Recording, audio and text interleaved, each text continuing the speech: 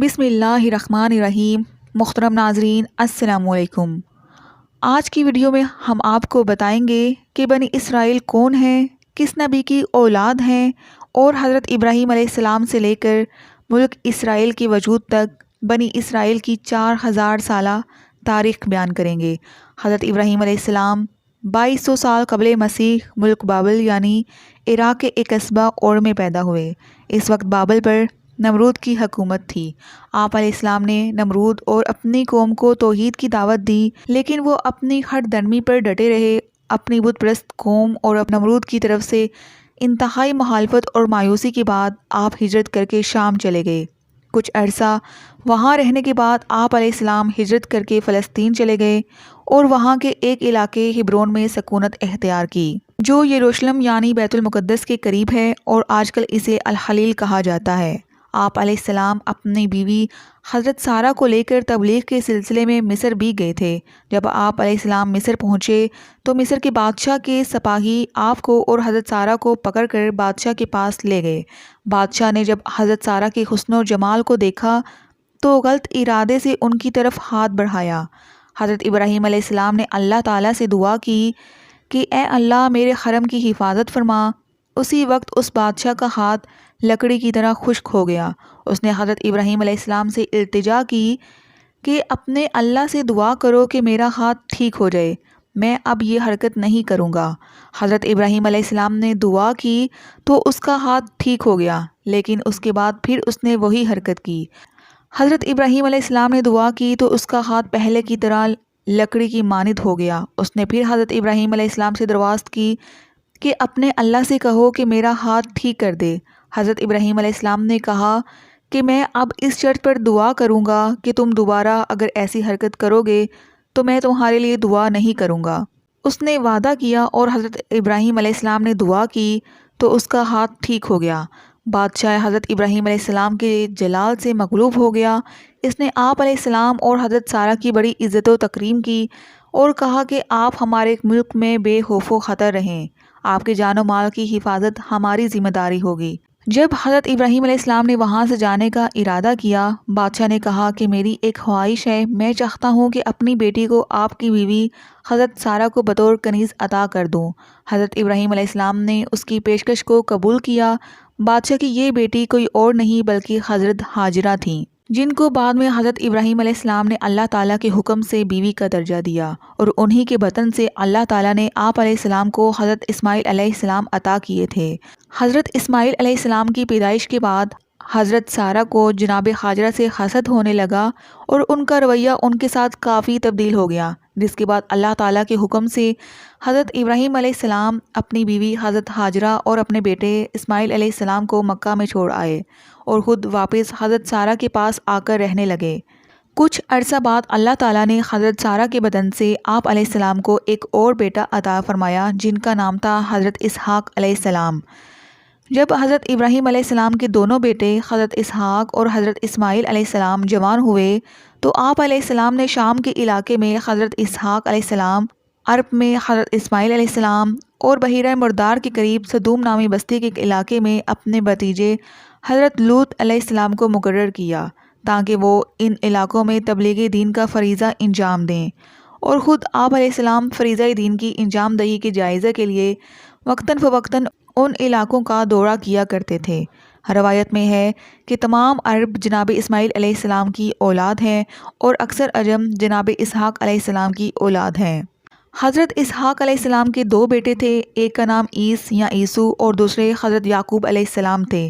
حضرت یعقوب علیہ السلام 2046 قبل مسیح میں پیدا ہوئے۔ حضرت یعقوب علیہ السلام کا ایک لقب اسرائیل بھی ہے۔ اسرائیل دو لفظوں سے مرکب ہے، اسراء اور ایل۔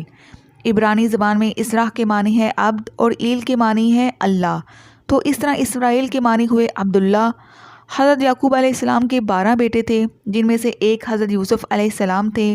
انہی 12 بیٹوں اور ان کی آگے چلنے والی نسل کو بنی اسرائیل کہا جاتا ہے۔ حضرت یوسف علیہ السلام 1906 قبل مسیح میں پیدا ہوئے۔ 17 سال کی عمر میں آپ کے بھائیوں نے آپ کو کنویں میں پھینکا۔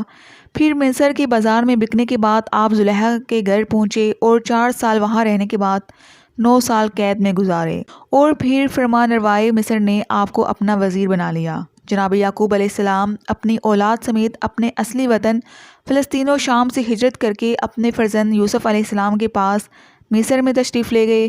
مصر میں بنی اسرائیل کو بڑی عزت و احترام سے رکھا گیا اور یہاں سے ان کے شاہانہ دور کا آغاز ہوا، جو 1550 قبل مسیح سے 1866 قبل مسیح تک 300 سال جاری رہا۔ ان علاقوں کو دریائے نیل کے کنارے مصر کے زرخیز ترین علاقے میں ٹھہرایا گیا کہ آپ لوگ ہمارے خاص مہمان ہیں۔ تاریخ میں ملتا ہے کہ وہ بادشاہ جس نے خواب دیکھا تھا وہ مصری نہیں تھا بلکہ عرب کا رہنے والا تھا، اور ایک خانہ جنگی کے دوران اس نے مصر پر قبضہ کیا تھا، اس لیے اسے فرعون نہیں کہا جاتا تھا بلکہ عزیز مصر کہا جاتا تھا، اور عربی لوگ اس کو عمالقہ بولتے تھے۔ 1550 قبل مسیح میں مصر کے مقامی لوگوں نے، جنہیں قبطی کہا جاتا ہے، عزیز مصر کے خلاف بغاوت کر دی اور اس کا تختہ الٹ دیا۔ اب بنی اسرائیل عزیز مصر کے تو چہیتے تھے، لیکن اس کا تختہ الٹنے کے بعد پھپتیوں نے انہیں غلام بنا لیا اور ان پر خوب ظلم و ستم ڈھائے۔ ان کے مردوں سے کھیتی باڑی کا کام لیا جاتا، حتیٰ کہ ایک ایسا وقت بھی آیا بنی اسرائیل کے بیٹوں کو مار دیا جاتا اور ان کی بیٹیوں کو غلامی کے لیے زندہ رکھا جاتا۔ یہی وہ زمانہ تھا جب مصر پر رام سستانی نام کا فرعون حکومت کرتا تھا۔ ایک دفعہ اس نے خواب میں دیکھا کہ آسمان سے آسمانی بجلی گری، اس نے تمام قبطیوں کے گھروں کو جلا دیا، لیکن بنی اسرائیل کے گھروں کو کچھ نہ ہوا۔ اس نے تمام نجومیوں کو بلایا اور اپنے خواب کی تعبیر پوچھی۔ نجومیوں نے کہا کہ بنی اسرائیل میں ایک ایسا بچہ پیدا ہونے والا ہے جو تمہاری سلطنت کو ختم کر دے گا۔ چنانچہ اس کے بعد فرعون کے حکم پر بنی اسرائیل کے بچوں کو قتل کیا جانے لگا، یہاں تک کہ اللہ تعالیٰ کو بنی اسرائیل کی حالت زار پر ترس آیا، اور 1391 قبل مسیح میں حضرت موسیٰ علیہ السلام ایک مسیحا بن کے دنیا میں تشریف لائے۔ 1550 قبل مسیح سے 1310 قبل مسیح تک 240 سال بنی اسرائیل کی غلامی کا دور جاری رہا۔ حضرت موسیٰ علیہ السلام نے بہت کوشش کی کہ فرعون کسی طرح ہدایت حاصل کر لے، لیکن راہ راست پر نہ آیا، تو حضرت موسیٰ علیہ السلام خفیہ طریقے سے بنی اسرائیل کو لے کر بحیرہ احمر کے ساحل پر پہنچے۔ جب فرعون کو اس کا پتہ چلا تو وہ اپنے لاؤ لشکر سمیت حضرت موسیٰ علیہ السلام اور بنی اسرائیل کا پیچھا کرتے ہوئے ان کے قریب پہنچ گیا۔ اللہ تعالیٰ نے حضرت موسیٰ علیہ السلام کو حکم دیا کہ اپنا عصا پانی پر مارو، اور جب آپ نے اپنا عصا پانی پر مارا تو دریا میں ایک راستہ بن گیا۔ چنانچہ حضرت موسیٰ علیہ السلام اور بنی اسرائیل نے اس راستے سے دریا پار کیا۔ فرعون نے جب یہ دیکھا تو وہ بھی اپنے لشکر سمیت پانی میں داخل ہو گیا۔ جب وہ عین وسط میں پہنچا تو اللہ تعالیٰ نے پانی کو حکم دیا کہ آپس میں مل جا، اور یوں اس طرح فرعون اپنے لاؤ لشکر سمیت پانی میں غرق ہو گیا۔ مصر سے نکلنے کے بعد حضرت موسیٰ علیہ السلام نے بنی اسرائیل سے کہا کہ وہ اپنے آباء و اجداد کی سرزمین فلسطین پر قابض قوم سے مقابلہ کریں اور اپنا وطن ان سے واپس حاصل کریں، لیکن غلامی کی زندگی گزار کر بنی اسرائیل ارادی طور پر بالکل کمزور ہو چکے تھے۔ چنانچہ انہوں نے کہا کہ اے موسیٰ، آپ اور آپ کا خدا لڑو، ہم تو یہیں بیٹھے ہیں۔ اللہ تعالیٰ ان پر غضبناک ہوا اور سزا کے طور پر ان کو صحرائے دیا میں محصور کر دیا، اور وہ 40 سال تک اسی صحرا میں سرگردہ رہے۔ انہی 40 سالوں کے دوران حضرت موسیٰ علیہ السلام اور ان کے بھائی حضرت ہارون علیہ السلام وفات پا گئے، اور تب تک ایک نئی نسل بھی جوان ہو چکی تھی جو ارادی طور پر اپنے آباؤ سے مضبوط تھی۔ چنانچہ حضرت موسیٰ علیہ السلام کے وصی حضرت یوشع بن نون کے دور میں ان کی قیادت میں بنی اسرائیل نے جنگ کی اور سرزمین مقدس فلسطین کو قابل اقوام سے دوبارہ حاصل کیا۔ بنی اسرائیل کے 12 قبائل تھے۔ اب یہاں پہنچنے کے بعد انہوں نے بجائے اس کے کہ مرکزی حکومت بناتے، ہر ایک قبیلے نے اپنا اپنا زمین کا ٹکڑا آباد کر لیا۔ جیسا کہ آپ جانتے ہیں کہ حضرت موسیٰ علیہ السلام کے دور میں بھی ان کی آپس میں نہیں بنتی تھی، اور اللہ تعالیٰ کے حکم سے حضرت موسیٰ علیہ السلام نے ان 12 قبائل کے لیے پانی کے علیحدہ علیحدہ 12 چشمے جاری کیے تھے۔ ان قبائل کی آپس میں نہیں بنتی تھی۔ اب ظاہر سی بات ہے کہ جب آپس میں لڑیں گے تو کمزور تو ہوں گے۔ چنانچہ ایک وقت ایسا آیا کہ جن لوگوں کو انہوں نے مار بھگایا تھا انہوں نے حملہ کر کے سرزمین فلسطین پر دوبارہ قبضہ کر لیا۔ کچھ عرصے بعد بنی اسرائیل کے نوجوانوں کو یہ احساس ہوا کہ ہم سے غلطی ہوئی ہے کہ ہم نے متحد ہو کر اپنی سرزمین کا دفاع نہ کیا۔ چنانچہ اب احساس ہونے کے بعد انہوں نے اس وقت کے نبی حضرت سموئیل علیہ السلام سے کہا کہ ہمارے لیے ایک سپہ سالار منتخب کر دیجئے، ہم دوبارہ قوم مشرکین کا مقابلہ کریں گے اور اپنا وطن حاصل کریں گے۔ حضرت سموئیل علیہ السلام نے کہا کہ دیکھ لو تم پھر کمزوری دکھاؤ گے؟ انہوں نے کہا کہ نہیں، اس طرح کی ذلت کی زندگی سے موت بہتر ہے، جو بھی ہو ہم ضرور لڑیں گے۔ چنانچہ حضرت سموئیل علیہ السلام نے حضرت طالوت علیہ السلام کو ان کا سپہ سالار مقرر کیا اور یہ طالوت علیہ السلام کی سربراہی میں جنگ کے لیے روانہ ہوئے۔ جب دونوں فوجوں کا آمنا سامنا ہوا تو یہ لوگ دیو قامت بادشاہ جالوت کو دیکھ کر گھبرا گئے اور کہنے لگے کہ ہم تو اس کا مقابلہ نہیں کر سکتے۔ حضرت داؤد علیہ السلام جو اس وقت نوجوان تھے اور اپنے والد کی بھیڑیں چرایا کرتے تھے، وہ بھی اس لشکر میں شامل ہو گئے تھے۔ انہوں نے اپنے غلیل سے نشانہ لے کر ایک پتھر مارا جو جالوت کی پیشانی پر لگا، جس سے وہ موقع پر ہی ہلاک ہو گیا۔ جالوت کی موت کے ساتھ ہی اس کی فوج کے حوصلے پست ہو گئے اور وہ وہاں سے فرار ہو گئی۔ چنانچہ اس طرح بنی اسرائیل کو فتح نصیب ہوئی اور یہ ملک فلسطین پر قابض ہو گئے۔ اب یہاں سے ان کا سنہرا دور شروع ہو گیا۔ حضرت طالوت علیہ السلام نے 1026 قبل مسیح سے 1010 قبل مسیح تک 14 سال حکومت کی۔ انہوں نے اپنی بیٹی کی شادی حضرت داؤد علیہ السلام سے کی اور یوں حضرت داؤد علیہ السلام حضرت طالوت علیہ السلام کے داماد بن گئے۔ 1010 قبل مسیح سے 970 قبل مسیح تک 40 سال حضرت داؤد علیہ السلام عہدہ نبوت کے ساتھ ساتھ بادشاہت کے مرتبے پر بھی فائز رہے۔ 970 قبل مسیح میں حضرت داؤد علیہ السلام کے سب سے چھوٹے بیٹے حضرت سلیمان علیہ السلام ان کے جانشین بنے۔ اللہ تعالیٰ نے حضرت سلیمان علیہ السلام کو عظیم سلطنت سے نوازا۔ آپ علیہ السلام کو ہواؤں پر تصرف حاصل تھا۔ آپ پرندوں کی بولیاں بھی جانتے تھے اور جن بھی آپ کے کنٹرول میں تھے۔ 970 سے 930 قبل مسیح تک 40 سال حضرت سلیمان علیہ السلام کی حکومت قائم رہی۔ ان کی وفات کے بعد ان کے بیٹوں نے ان کی سلطنت کو 2 حصوں میں تقسیم کر لیا، ایک مملکت اسرائیل اور ایک مملکت یہودا۔ مملکت اسرائیل مضبوط تھی، اس کا دارالحکومت سامرا بنا اور یہودا کا دارالحکومت یروشلم یعنی بیت المقدس بنا۔ 738 قبل مسیح میں 286 سال قائم رہنے کے بعد شام کے قبائلی آشوریوں نے مملکت اسرائیل کو ختم کر دیا، لیکن وہ مملکت یہودا بچی رہی۔ 587 قبل مسیح میں بابل کے بادشاہ بخت نصر نے مملکت یہودا پر حملہ کیا اور یروشلم کو بھی تباہ کر دیا، اور حضرت سلیمان علیہ السلام کا بنایا ہوا ہیکل سلیمانی بھی مسمار کر دیا۔ 587 سے 539 قبل مسیح تک 48 سال بابل کی سلطنت قائم رہی۔ اس دوران انہوں نے بہت سے لوگوں کو قتل کیا اور بہت سوں کو قیدی بنا کر بابل یعنی عراق لے گئے۔ 539 قبل مسیح میں ایران کے بادشاہ ذوالقرنین نے بابل پر حملہ کر دیا اور اسے تباہ و برباد کر دیا۔ اب ایران کے بادشاہ نے بنی اسرائیل کو بابل سے ان کے آبائی وطن فلسطین واپس جانے کی اجازت دے دی۔ اب جب وہ وہاں پر پہنچے تو وہاں کی مقامی آبادی جس کو انہوں نے وہاں سے نکالا تھا دوبارہ وہاں پر آباد ہو چکی تھی۔ انہوں نے ان کے وہاں پر رہنے میں رکاوٹ پیدا کی اور نہ وہ ان کو وہاں پر دوبارہ عبادت گاہ تعمیر کرنے کی اجازت دے رہے تھے۔ اس وقت بادشاہ ذوالقرنین تو انتقال کر چکا تھا۔ ایک اور بادشاہ تھا جس کا نام تھا تارا دارا اول۔ اس نے اپنے گورنر کو حکم دیا کہ ہیکل سلیمانی بنانے میں ان لوگوں کی مدد کرو۔ چنانچہ 522 قبل مسیح میں ہیکل سلیمانی کی دوبارہ تعمیر کی گئی، جسے بخت نصر نے مسمار کر دیا تھا۔ اسی ایرانی سلطنت کے دور میں حضرت عزیر علیہ السلام نے دیکھا کہ شہر سارے کا سارا آباد ہے۔ واضح رہے کہ اس سے 100 سال پہلے حضرت عزیر علیہ السلام گھومتے گھماتے یہاں تشریف لائے تھے۔ اس وقت شہر تباہ و برباد ہوا پڑا تھا۔ تب ان کے ذہن میں یہ خیال آیا تھا کہ اس طرح مسمار ہونے کے بعد اللہ تعالیٰ اس شہر کو کیسے آباد کرے گا، تو اللہ تعالیٰ نے اپنی قدرت دکھانے کے لیے ان کی روح قبض کر لی اور وہ 100 سال تک وہیں پڑے رہے۔ 100 سال کے بعد جب وہ بیدار ہوئے تو ان کے پاس اللہ تعالیٰ کی طرف سے ایک فرشتہ آیا اور ان سے پوچھا کہ آپ کتنا عرصہ یہاں سوئے رہے ہیں؟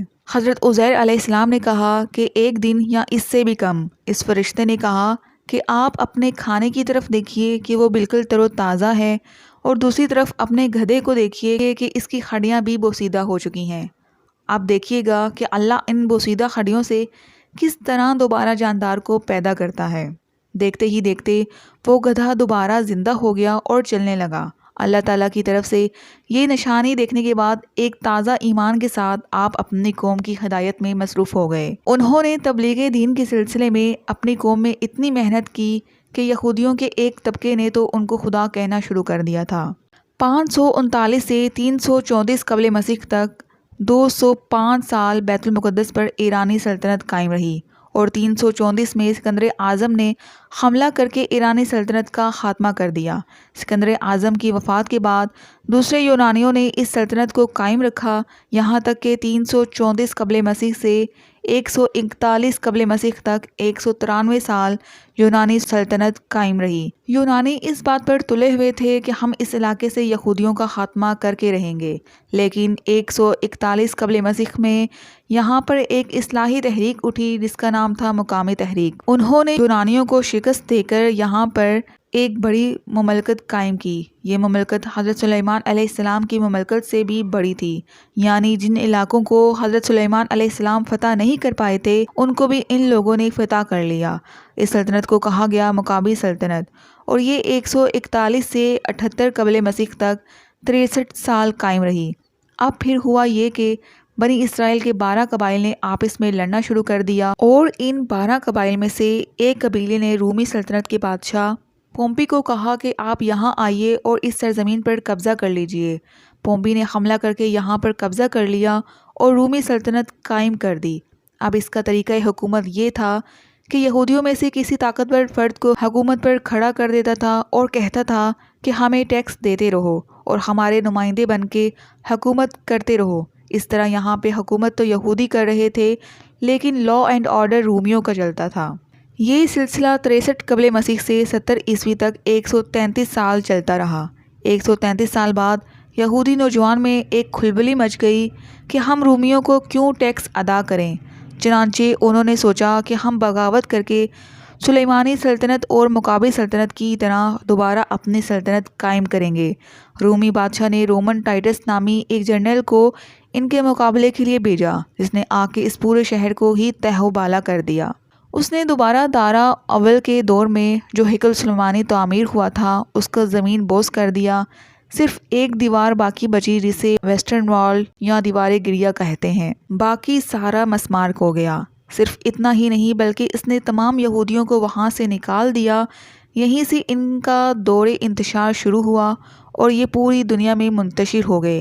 کچھ عرب چلے گئے، کچھ یورپ اور کچھ افریقہ میں چلے گئے۔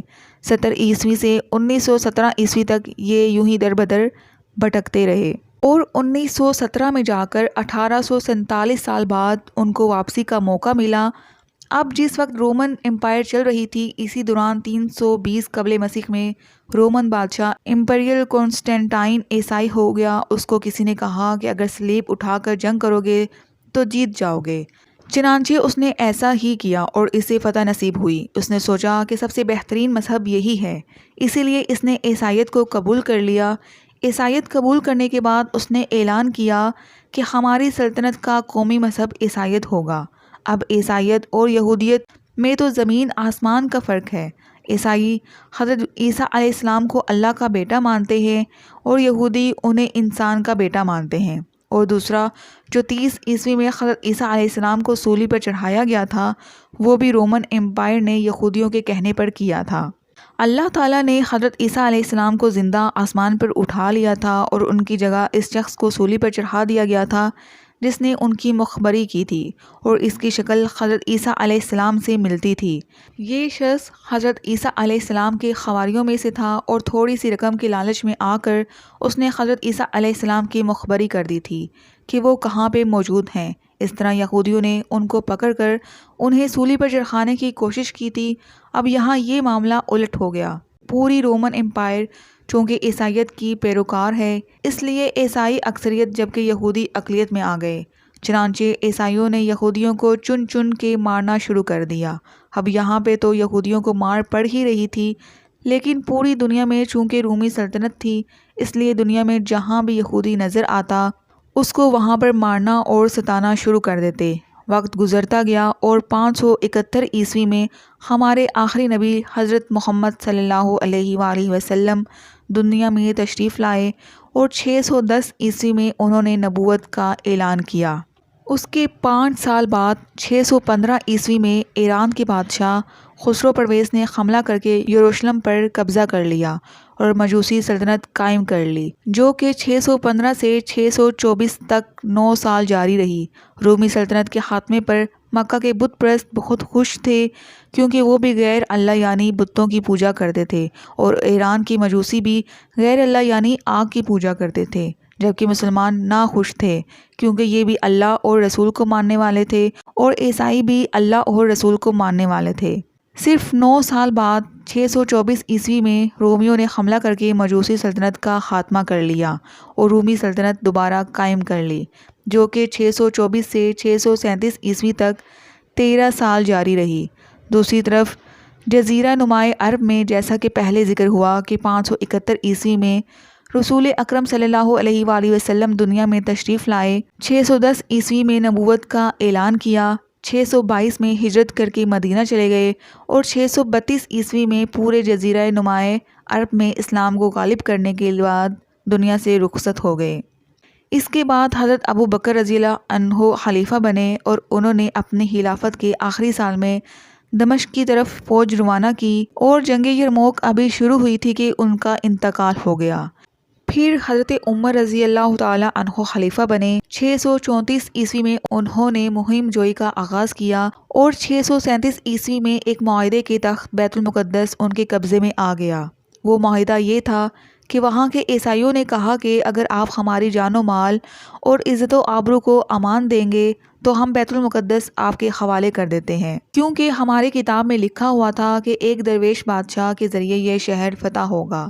جو معاہدہ عیسائیوں نے کیا تھا اس میں ایک شک یہ بھی تھی کہ یہاں پہ عیسائی اور مسلمان بس سکتے ہیں، لیکن یہودی نہیں بس سکتے، اور نہ یہودی یہاں آ سکتے ہیں۔ حضرت عمر رضی اللہ تعالی عنہ نے کہا کہ یہ ان کے ساتھ ایک طرح سے زیادتی ہوگی، کیونکہ یہاں پر ان کے بھی مقدس مقامات ہیں، ان کے بھی جد امجد وغیرہ کی قبریں یہاں پر ہیں، تم بسنے نہیں دینا چاہتے تو ٹھیک ہے، لیکن آنے کی اجازت تو دینی چاہیے۔ وہ اس بات پر مان گئے۔ چنانچہ حضرت عمر رضی اللہ تعالی عنہ کے دور میں تقریباً 600 سال کے بعد ان کو اپنے مقدس مقامات کی زیارت نصیب ہوئی۔ حضرت عمر رضی اللہ تعالی عنہ کے بعد حضرت عثمان رضی اللہ تعالی عنہ اور پھر حضرت علی رضی اللہ تعالی عنہ خلافت پر فائز ہوئے، اور خلافت راشدہ کے بعد بنو امیہ کے دور میں اسپین میں بھی اسلام داخل ہوا۔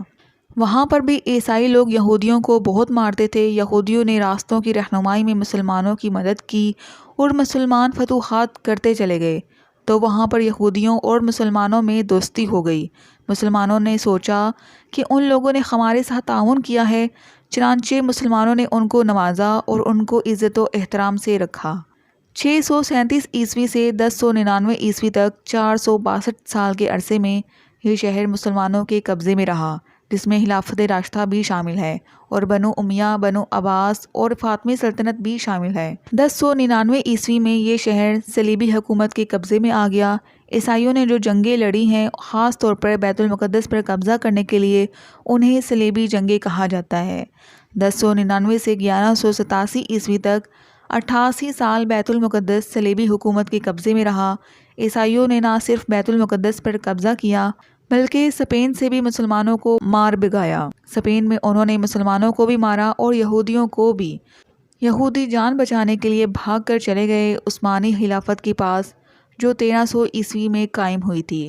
1099 سے 1187 تک 88 سال صلیبی حکومت کے قبضے میں رہنے کے بعد تیسری مرتبہ بیت المقدس کو ایک مسلمان سپاہی صلاح الدین ایوبی نے فتح کیا۔ عیسائیوں نے بیت المقدس پر دوبارہ قبضہ کرنے کے لیے 8-9 دفعہ چڑھائی کی، لیکن وہ کامیاب نہ ہو سکے۔ صلیبیوں کے بعد مملوک کی حکومت قائم ہو گئی، اور مملوک کی حکومت کے بعد 1517 عیسوی میں بیت المقدس خلافت عثمانیہ کے قبضے میں آ گیا۔ 1517 سے لے کر 1917 عیسوی تک 400 سال بیت المقدس خلافت عثمانیہ کے قبضے میں رہا، یہاں تک کہ 1917 میں بالخور ڈکلیریشن کے تحت، جو کہ برطانوی حکومت کی طرف سے یہودیوں کے لیے فلسطین میں رہنے کا ایک اجازت نامہ تھا، یہ لوگ فلسطین آ گئے، اور 31 سال کے بعد 1948 میں یہودیوں نے اپنی حکومت کا اعلان کر دیا، اور اسرائیل کے نام سے ایک علیحدہ ملک بنا دیا گیا۔ ناظرین، یہ تھی بنی اسرائیل کی 4000 سالہ تاریخ۔ امید کرتی ہوں کہ آپ کو آج کی ویڈیو اچھی لگی ہوگی۔ اگر آپ کو ہماری ویڈیو اچھی لگی ہے تو ویڈیو کو لائک کریں اور مزید اس طرح کی ویڈیوز دیکھنے کے لیے ہمارا چینل سبسکرائب کر لیں۔ ملتے ہیں نیکسٹ ویڈیو میں، اجازت دیجیے، اللہ حافظ۔